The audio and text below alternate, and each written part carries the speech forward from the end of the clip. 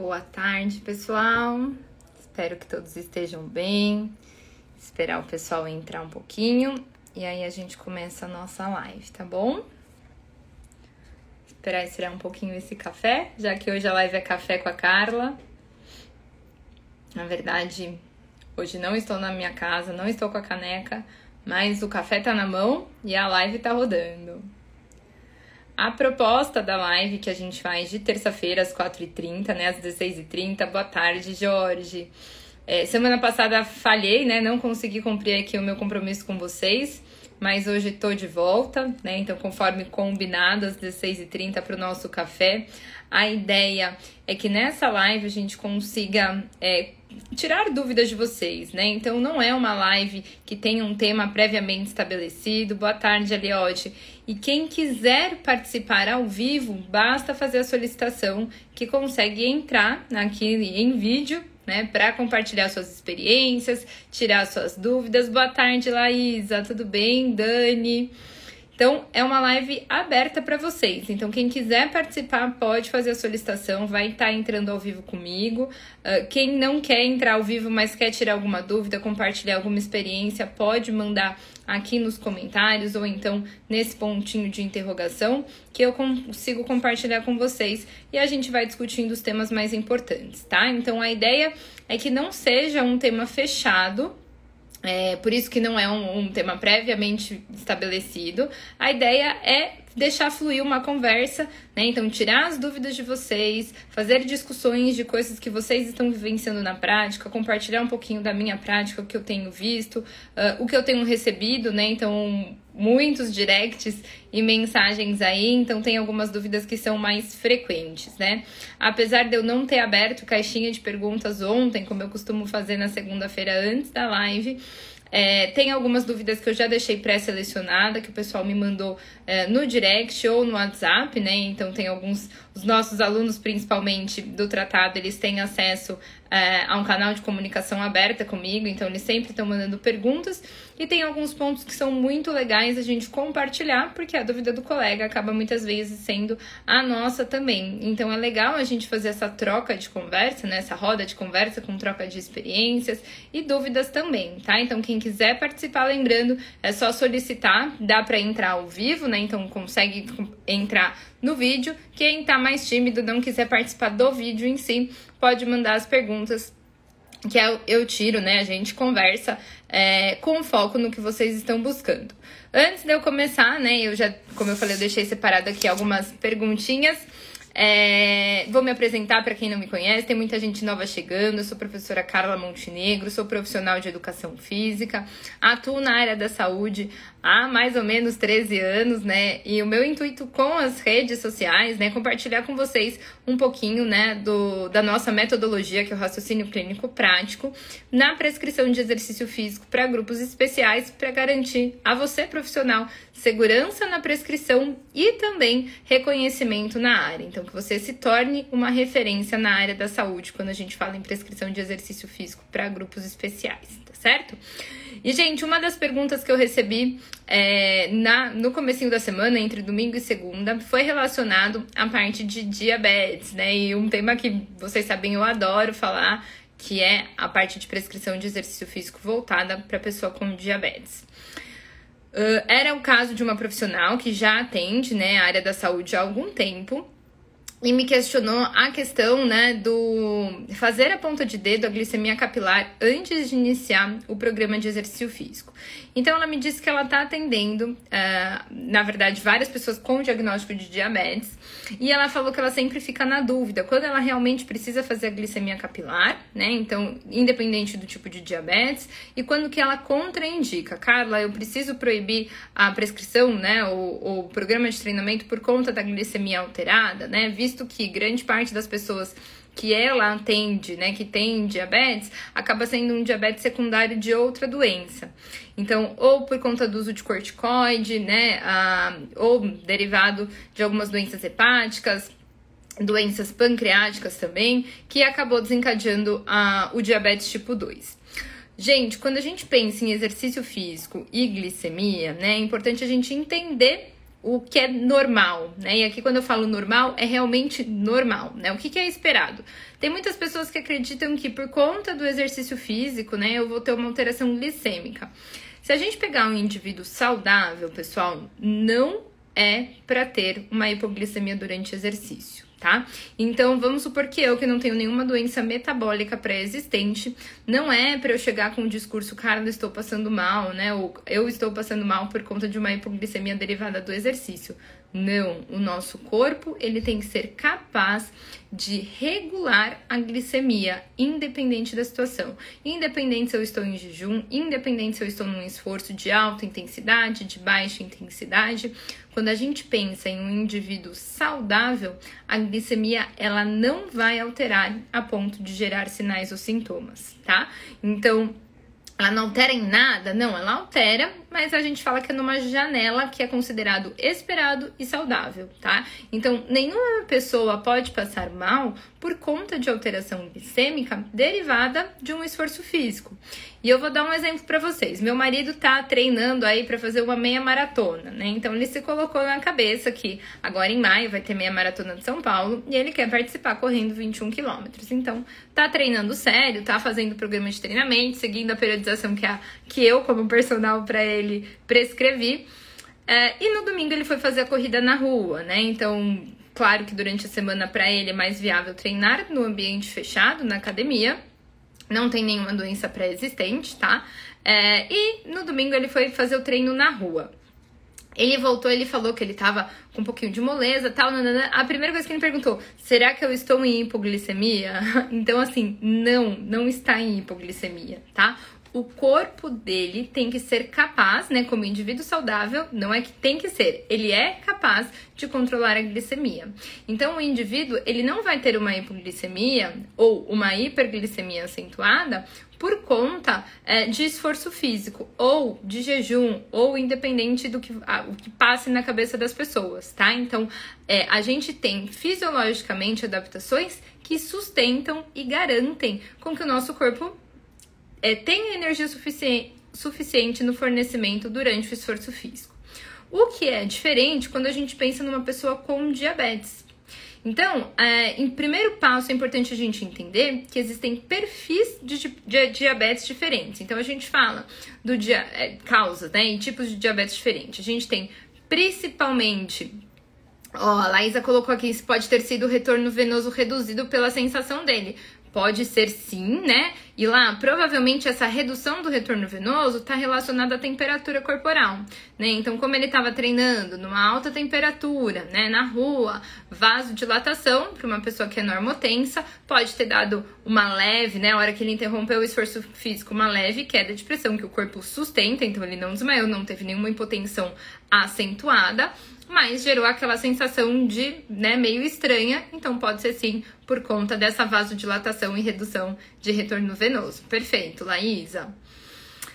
E aí, pessoal, em questão dos tipos de diabetes, né, a gente tem o diabetes tipo 1, que é uma doença autoimune, então o indivíduo não produz insulina, e a gente tem o diabetes tipo 2, que ele é vamos dizer assim, é derivado de um processo de resistência à ação da insulina. Então, ele é uma doença progressiva, né, geralmente associada à obesidade, e é a mais prevalente, né? Então, em torno de 90% dos casos de diabetes são de diabetes tipo 2, tá? Via de regra, insulino dependente, né, que depende do uso da insulina, o diabetes tipo 1 sempre vai ser, porque ele não produz insulina, e o diabetes tipo 2 não necessariamente, na verdade, a maior parte é controlada através do uso de medicação oral, né, então os hipoglicemiantes orais, como a metformina, mas alguns pacientes sim podem vir a usar insulina. Então, a gente não pode falar que o tipo 1 é o insulino dependente e o tipo 2 é o que não usa insulina, porque pode sim o tipo 2 utilizar insulina. O Aliotti aqui está interagindo com a gente, colocando, com relação ao freestyle e a medida capilar, quando há diferença entre ele e qual seguir? E sempre deverei ver o capilar, mesmo o cliente tendo freestyle? A Aliotti, sensacional essa pergunta. Gente, Não sei se vocês sabem o que é o Freestyle, tá? É o Libre Freestyle, é um equipamento da Abbott. Eu acho que quem já acompanhou aí minhas aulas de diabetes, né, ou as nossas masterclass gratuitas em que meu pai participou, já viu, eu já compartilhei que o meu pai usa.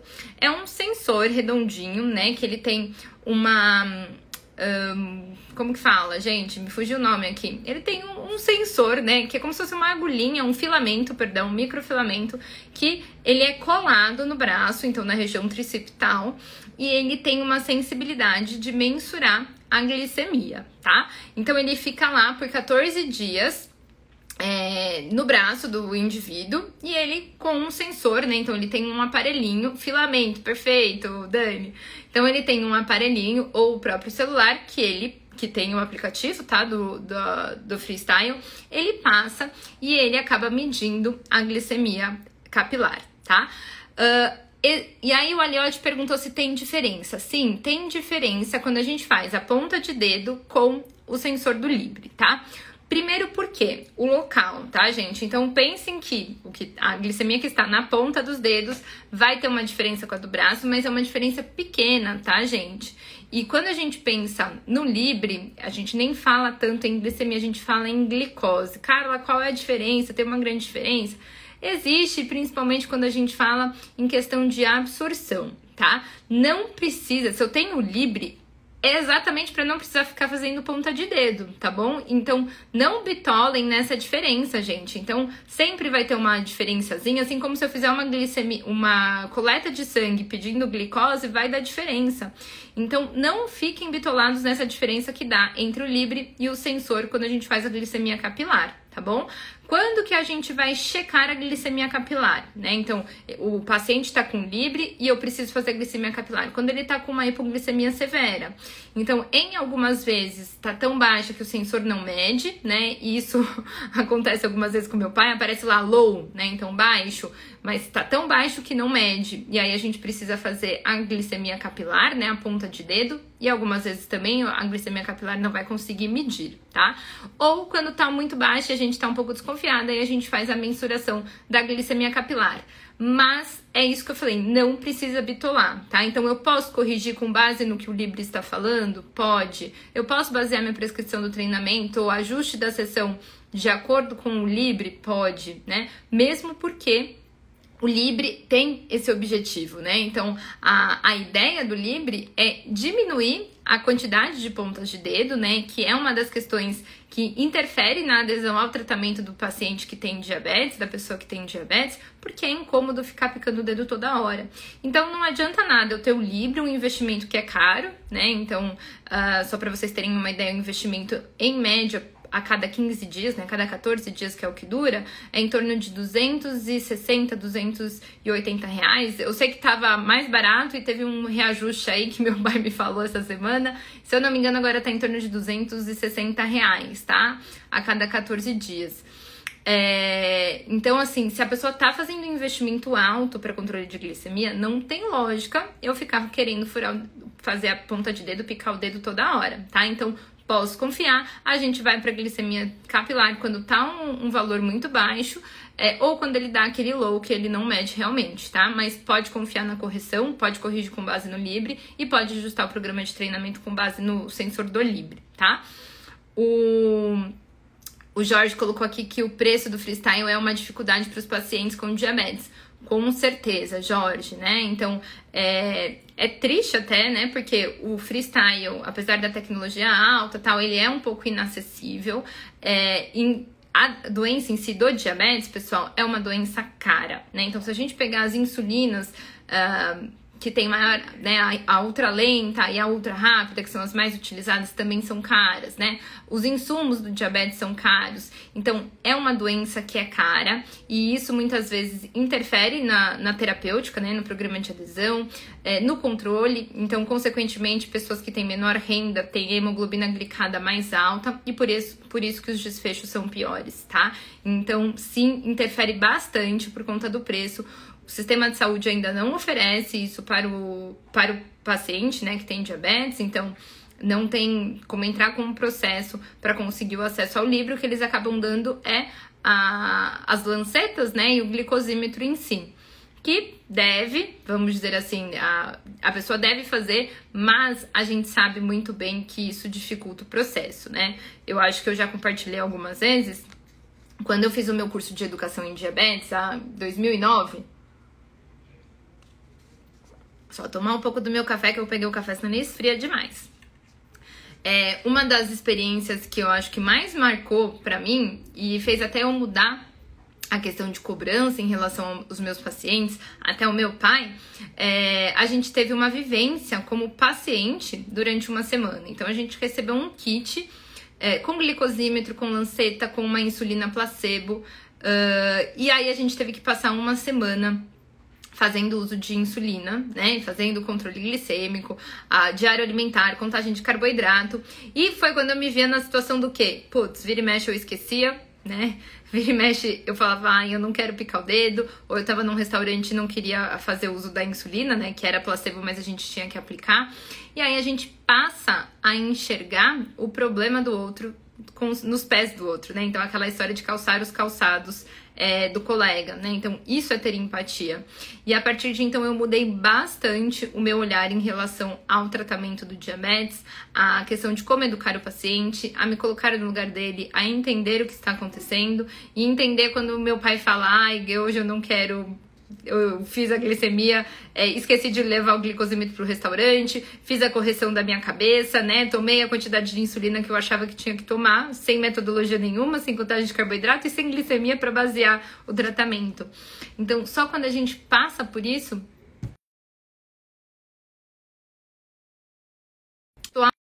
Vocês continuam me ouvindo? Porque entrou uma ligação aqui, eu não sei se vocês me ouvem. Geralmente, quando isso acontece, corta o meu áudio. Vocês me ouvem?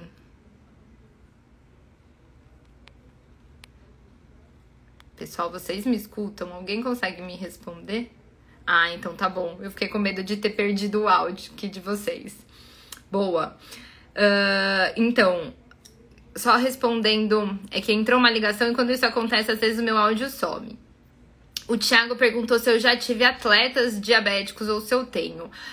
Thiago, já tive, tá? De alto rendimento eu não tenho nesse momento. Não tô atendendo ninguém que tenha diabetes que faça, né, um programa de alto rendimento. Mas eu já tive sim, e jovens, tá? Com diabetes tipo 1. E, na verdade, foi um dos meus grandes desafios, vamos dizer assim, tá? Mas... nada impede, não é o fato da pessoa ter diabetes que vai interferir, né? Então, a questão do rendimento. O que vai mudar é que a gente vai ter que estar mais atento e monitorar de perto. Quando é atleta, e até vou contar a experiência que eu tive com um atleta de corrida, né? Então, corredor, que usava o Libre, então era muito fácil manejar, então era muito tranquilo e a gente conseguia fazer um programa de treinamento bem estruturado, com fácil monitorização, ajuste de glicemia, reposição de carboidrato durante o treino, então assim, era bem de boa mesmo, tá? Acredito que, né, eu vou compartilhar duas outras experiências que acabam dificultando. Quando a pessoa não tem, né, o acesso à quantidade de lancetas ou um Libre, por exemplo, que acaba dificultando esse manuseio. Então, as discrepâncias entre o controle glicêmico varia e isso interfere sim no rendimento. Atletas que fazem uso de bomba de insulina, se tá bem controlado, é sensacional. E uma condição que eu tive que, na verdade, foi o desafio, de pessoas que não conseguem ficar com Libre por muito tempo ou por conta da transpiração o sensor cai rápido e aí acaba não rendendo, ou por esporte de contato em que tem risco de perder o Libre. Então é um investimento alto que a pessoa fala, poxa, mas aí eu vou perder. Então aí o controle glicêmico tem que ser literalmente, né, na unha, mas aí vai ser aqui no caso no dedo.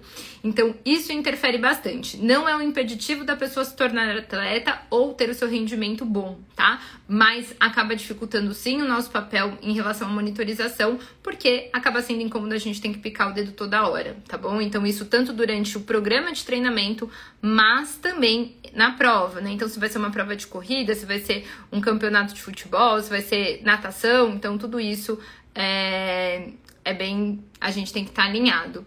Jorge colocou aqui que deve sempre combinar com o aluno paciente para realizar o teste de glicemia juntos antes dos treinos, ou ele pode realizar sozinho? Jorge, pode realizar sozinho, tá? Não tem problema. É claro que a gente espera que o paciente, o aluno, não minta em relação ao resultado, mas não há problema nenhum dele realizar sem a supervisão, desde que ele fale para você qual é o valor que estava antes, tá bom? Então não precisa ser supervisionado. O Jorge colocou aqui, como você disse em uma live, como agir quando o treino aumenta a glicemia pós-treino, para não desanimar o aluno.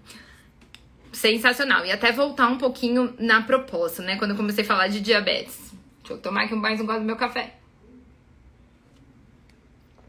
Já tá esfriando.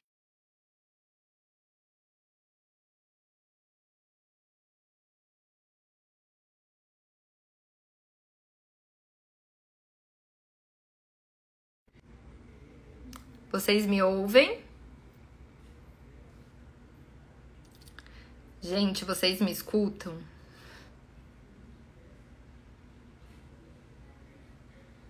Alô? Assim, a pessoa insiste em me ligar, e o pior é que me liga pelo WhatsApp, e aí eu não consigo nem, porque eu desligo. Então tá bom, vou continuar aqui. O que acontece, gente? Quando, né, a gente não proíbe mais exercício físico por conta da glicemia, a gente ajusta o valor, tá? Então, a gente ajusta ou com ingesta de carboidrato, ou a gente ajusta a intensidade do exercício físico. Então, não tem mais essa glicemia alterada, não vai fazer o treino. Ou a gente aumenta com carboidrato, ou a gente ajusta de acordo com a característica do exercício, volume e intensidade. Pode acontecer do paciente terminar com a glicemia maior do que começou? Pode, né? E geralmente, a gente consegue prever isso porque exercícios de alta intensidade e curta duração, como por exemplo uma musculação, tendem a aumentar um pouco mais a glicemia. E se eu sei que isso é um fator que vai interferir na motivação do meu aluno, do meu paciente, o que a gente pode ajustar? A Laísa já respondeu aqui, ó. Ajustar com aeróbico é válido para diminuir? Super. O que consome muita glicemia? Exercício de baixa intensidade e longa duração. Então, se vocês querem, né, dar aquela motivada naquele paciente que precisa treinar musculação, mas ele não quer terminar com a glicemia maior do que quando ele começou, coloca no final do treino um exercício de característica mais aeróbia. Uma pedalada, uma caminhada, um ciclo de braço. Não pode ser de alta intensidade. Então, baixa intensidade por no mínimo 10 minutos. Vocês já conseguem observar essa glicemia caindo. Então, a gente consegue manipular esse valor glicêmico para que ele termine a sessão de treinamento com um valor eficiente, ou seja, que ele fala, não, deu super certo, era isso que eu queria. Por quê, gente? Por mais que nós expliquemos para os nossos alunos, pacientes que têm diabetes, que independente do valor da glicemia pós-exercício, ele vai ter um ajuste glicêmico, um consumo até 72 horas depois de forma crônica e com aumento da massa muscular, melhora de composição corporal, isso ainda vai ter um benefício mais acentuado. Muitas vezes, o fato dele não enxergar isso na hora, né? Então, naquele momento, ele não está enxergando melhora da glicemia, interfere na motivação. E aí, se ele terminar com uma glicemia de 300, sendo que ele começou com uma glicemia de 200, ele vai falar pro Jorge assim, Jorge, me desculpa, mas eu não quero mais treinar com você porque a minha glicemia tá ficando pior do que era. Então, a gente tem que pensar, sim, nessa questão da motivação. E a gente consegue manipular. Então, a estratégia que a Laísa falou, né, de colocar um aeróbico no final, é sensacional e é a estratégia que eu uso, tá? Então, por mais que a gente explique, muitas vezes o paciente ele tem essa interferência psicológica em relação à efetividade e é muito importante que a gente consiga manipular as variáveis e a prescrição de treinamento para ter desfechos positivos para o nosso aluno também, tá? Então, é muito importante que a gente consiga fazer isso. Tá certo? Então, pode sim ajustar com o aeróbio, como a Laísa colocou, é válido. E não necessariamente precisa ser o aeróbio. A gente pode usar a musculação de baixa intensidade e alto volume para isso. Mas o exercício, por exemplo, caminhada, bike, tem uma característica de consumir mais a glicemia e a gente consegue esse resultado mais rápido, tá bom? Então, não tem esse problema. E aí, só reforçando, né? Então, da mesma forma que a gente consegue manipular isso, aquela questão, né, que eu recebi de uma colega que já tem de perfis com diabetes, insulino dependente ou sem uso de insulina, quando que é obrigatório a gente fazer a glicemia? Quando faz uso de insulina, tá? Ou quando apresenta sinais e sintomas da alteração glicêmica, tá certo? E, como eu disse para vocês, são raros os casos que a gente proíbe a prática da sessão.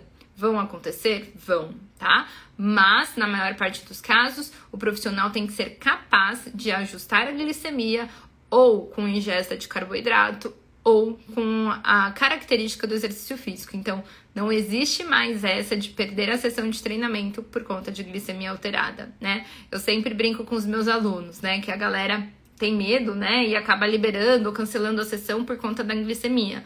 Cara, se o aluno tá te pagando, sei lá, R$500 a hora, você vai liberar por conta da glicemia alterada? Não vale mais a pena estudar, sentar a bunda e entender como que a gente consegue manipular e utilizar o exercício físico a nosso favor, ou para subir a glicemia ou para baixar a glicemia? Então, assim, é muito importante que a gente esteja preparado para trabalhar com isso, que a gente esteja preparado para identificar sinais e sintomas caso aconteça no meio do caminho. Pessoas saudáveis que não têm diagnóstico, não é para ter uma hipoglicemia durante o treino, como eu brinquei com vocês, né? O Marquinhos não teve uma hipoglicemia, né? Aquele mal-estar dele não foi de hipoglicemia. Então, o indivíduo saudável, o organismo ele tem que ser capaz de controlar a glicemia. Caso ele apresente uma doença metabólica, tá? E aqui não necessariamente só o diagnóstico de diabetes. Por que eu falo isso? Porque, infelizmente, 50% das pessoas que têm diabetes sabem que têm diabetes. Principalmente quando a gente fala do diabetes tipo 2. Então, quando a gente já vê uma obesidade, um aumento de circunferência abdominal, a gente já pode colocar aí um possível risco ou já diagnóstico de alteração metabólica. Então, para essas pessoas, a alteração glicêmica pode aparecer. Como que eu vou ficar atento a isso, Carla? Conhecendo os sinais e sintomas, tá? Então, preciso conhecer os sinais e sintomas de hipoglicemia, de hiperglicemia e o que fazer numa situação dessa. Porque nem sempre a gente tem um glicosímetro na bolsa, nem sempre o meu aluno sabe que tem diabetes e ele não tem material para a gente reverter, né, medir e saber o que fazer. Então, é muito importante que o profissional de saúde esteja preparado para lidar com essas situações. O Jorge colocou aqui, ó, sinais e sintomas também de sistema nervoso simpático e parasimpático. Isso, aí tá mais relacionado, né, simpático e parasimpático também, às alterações de pressão arterial, né, então quando é hipotensão, quando é hipertensão, o que fazer. Então, é muito importante a gente estar atento a essas alterações, tá certo? Pessoal, agradecer mais uma vez a participação de todos vocês, Laísa, Jorge, Dani, querida, que também é referência em diabetes lá em Porto Alegre, Jeane, Eliane, pessoal, muito obrigada aí pela participação. Fico muito feliz de estar com vocês mais uma vez. Lembrando que toda terça, às 16h30, a gente tá fazendo a nossa live Café com a Carla. Fica salva, né? Então eu sei que é um horário aí, às vezes um pouquinho complicado para vocês conseguirem entrar, mas a live tá salva. Não só aqui, Michel, querido, não só aqui no Instagram, tá, pessoal? Mas eu subo ela depois, assim que a gente concluir a live, lá no YouTube também e no Facebook. Então, quem tá aí chegando atrasado, não tem problema, a live vai ficar salva. E não deixem de aproveitar, todo dia tem conteúdo disponível para vocês, para facilitar, né, o aprendizado, entender, vamos dizer assim, os 4 pilares que a gente fala do nosso método raciocínio clínico prático, para ter segurança na prescrição e também se tornar referência no assunto, tá bom? A Liotte, ó, já deu a dica aqui pra gente falar da próxima sobre o dinamômetro de mão e protocolos, combinado, Aliotte. Aliotte, a próxima eu quero que você entre ao vivo, hein, Aliotte? Teve uma vez que você quis entrar e a gente não conseguiu, então vou te esperar. Muito obrigado, pessoal, um super beijo pra vocês e até a próxima!